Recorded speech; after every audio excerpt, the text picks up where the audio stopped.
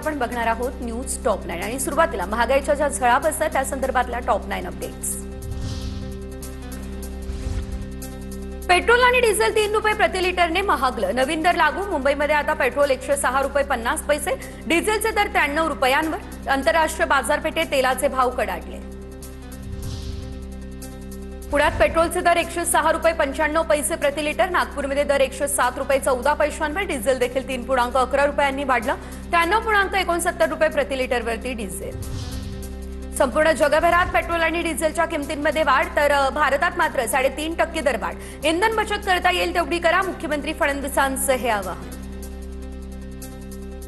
आज आपण जर बघितलं तर जगभरामध्ये इंधनाच्या किमतीत किती वाढ झाली, आमच्याकडे मात्र मोदीजींनी मात्र 3.5% वाढ या ठिकाणी केलेली आहे आणि ती देखील आता इतके दिवस तर ती वाढ त्यांनी होऊ दिली नाही।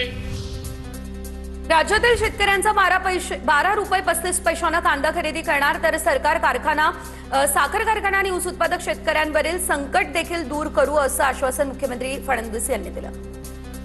महाराष्ट्रामध्ये शिवराज सिंग चौहान साहेबांच्या नेतृत्वात, माननीय मोदीजींच्या नेतृत्वात 12 रुपये 35 पैशाने कांद्याची खरेदी सुरू होते। पेट्रोल आणि डिझेलच्या दरवाढीवरून काँग्रेसचा पंतप्रधान नरेंद्र मोदी यांच्यावर निशाणा। काँग्रेसकडून मोदींचा महंगाई मॅन असा उल्लेख, तर निवडणूक संपल्यावर मोदींची वसुली सुरू, काँग्रेसची ट्विट करत टीका। चूक मोदी सरकारची पण किंमत जनता चुकवणार। पेट्रोल डिझेल दरवाढीवरून काँग्रेसचे नेते राहुल गांधींचा सरकारवर निशाणा। 3 रुपयांचा झटका आला असं म्हणत केंद्र सरकारवर केली टीका। मुंबई महानगर प्रदेशात भाजीपाल्याच्या दरात सरासरी 50% वाढ, तापमान, कमी पुरवठा आणि वाहतुकी दरम्यान होणारं नुकसान त्यामुळे दरवाढ। वाशी बाजार समितीमध्ये भाजीपाल्याची आवक 20 ते 30% घटली। पेट्रोल डिझेलच्या किमती वाढल्या, आम्हाला जास्त फटका। एसटी बसची भाडेवाढ सद्यस्थितीत केलेली नाही, पण भविष्यात दरवाढ करावी लागेल। एसटी बसच्या भाडेवाढीबाबत सरनाईकांचे हे संकेत। याचं नुकसान जे आहे ते एसटी महामंडळाला भोगावं लागणार आहे। ठीक आहे, आजच्या तारखेला आम्ही काही दरवाढ करायचा किंवा भाडेवाढ करायचा निर्णय केलेला नाही, पण भविष्यामध्ये नाईलाज का होईना पण नाईलाज म्हणून तो निर्णय घेणं आम्हाला अपेक्षित आहे, कारण तो तोटा तर आम्ही सहन करू शकत नाही।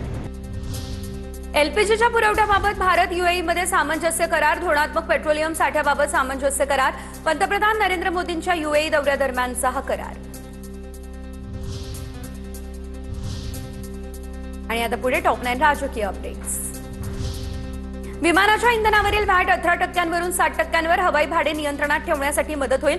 वॅट कमी करण्याच्या अधिसूचना जारी, हवाई प्रवाशांना आता हा मोठा दिलासा।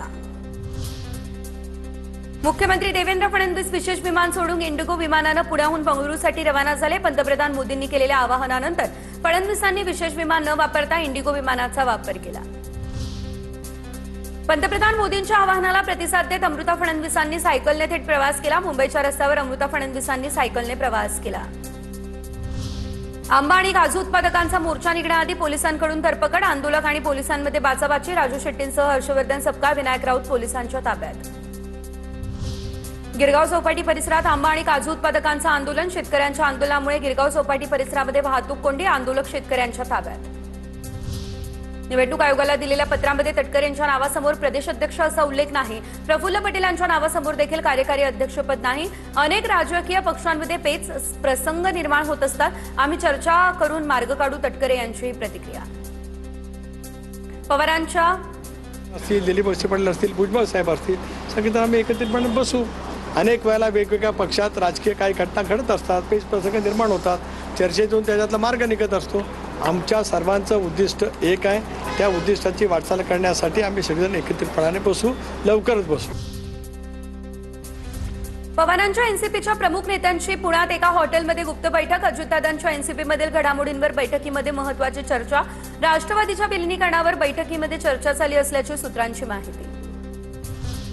संजय राऊत यांच्याकडून भारतीय युवकांचा मंद असा उल्लेख, जर तुम्हाला एखादं राष्ट्र नष्ट करायचं असेल तर त्या देशातील युवकांची विचार करण्याची क्षमता नष्ट करा। सध्या भारतीय युवक असाच भरकटलेला आणि मंद झालाय, राऊतांचं ट्विट। राऊतांच्या ट्विटवरून शिंदेंची शिवसेना आक्रमक, राऊतांविरोधात आंदोलन। जनाब राऊतांनी स्वतःला आरशामध्ये पाहिल्यानं त्यांना मंदपणा दिसला असेल तर मंद आणि भरकटलेले तुम्ही नवनाथ बन यांची राऊतांवरती ही टीका. जनाब संजय राऊत इथला युवक हा मंद किंवा भरकटलेला नाही तर राष्ट्र निर्माणासाठी पुढे येऊन काम करणारा आहे. मंद आणि भरकटलेले तुम्ही असाल. आणि यानंतर टॉप 9 मोठ्या घडामोडी. 30 जून आधी शेतकऱ्यांना कर्जमाफी देणार मुख्यमंत्री देवेंद्र फडणवीसांची घोषणा. प्रामाणिकपणे कर्ज भरणाऱ्या शेतकऱ्यांना प्रोत्साहनपर निधी देणार. साताऱ्यातल्या कार्यक्रमात फडणवीसांचं हे वक्तव्य.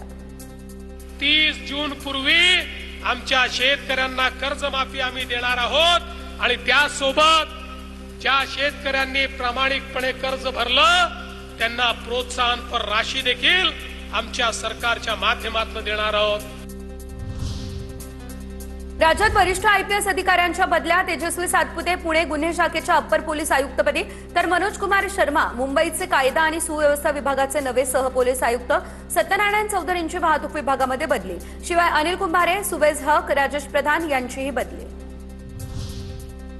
पुणे जिल्ह्याच्या विकासासाठी निधी कमी पडू देणार नाही. दादांचं काम पुढे घेऊन जाणार. निधीचा वापर करताना पारदर्शकता महत्वाची. डीपीडीसी बैठकीनंतर उपमुख्यमंत्री सुनेत्रा पवार यांचं हे भाष्य समोर. आपल्याला माहिती की अजूनही त्यांना नेहमी एक गोष्ट सांगायची की शासनाचा प्रत्येक पैसा हा सर्वसामान्य नागरिकांच्या घरातून आलेला पैसा आहे. त्यामुळे निधीचा वापर करताना पारदर्शकता, प्रामाणिकपणा आणि परिणामकारकता अत्यंत महत्वाची आहे. पंतप्रधान मोदींनी केलेल्या आवाहनानंतर पिंपरी चिंचवडचे राष्ट्रवादीचे नगरसेवक थेट बैलगाडीने आता सर्वसाधारण सभेसाठी पोहोचले. अजित पवारांच्या राष्ट्रवादीच्या नगरसेवकांनी महापालिकेमध्ये बैलगाडीने येत इंधन वाचवण्याचा संदेश दिला. सोलापूरमध्ये केंद्रीय मंत्री नितीन गडकरी यांच्या कार्यक्रमासाठी खासदार ज्योती वाघमारे, भाजप आमदार देवेंद्र कोठे, सोलापूरचे महापौर विनायक कोंडाल यांचा एकाच गाडीमधून प्रवास. पंतप्रधान मोदींच्या आवाहनानंतर नेत्यांचा गाडीतून प्रवास. भंडाऱ्याच्या वैनगंगा नदीतील पाण्यात उतरून नाना पटोले आणि खासदार डॉक्टर प्रशांत पडोळे, खासदार किरसाम यांच्यासह नागरिकही आंदोलनामध्ये सहभागी. शेतकऱ्यांच्या धान खरेदी, बोनस याशिवाय पीक विमा आणि विविध प्रलंबित मागण्यांसाठी हे आंदोलन. मध्य प्रदेशच्या धारमधील भोजशाळा हे मंदिर तर मध्य प्रदेश उच्च न्यायालयाचा निकाल. भोजशाळा मंदिरामध्ये हिंदूंना पूजेचा अधिकार. ASIच्या 2004 मधील आदेशानुसार देण्यात आलेली नमाजची परवानगी रद्द. अनेक वर्षांपासून भोजशाळा मंदिर की मस्जिद हा होता वाद. पंतप्रधान मोदी 5 देशांच्या दौऱ्यावर. UAE, नेदरलँड, स्वीडन, नॉर्वे आणि इटली या देशांना भेट देणार. ऊर्जा आणि व्यापारावरती विशेष भर असेल.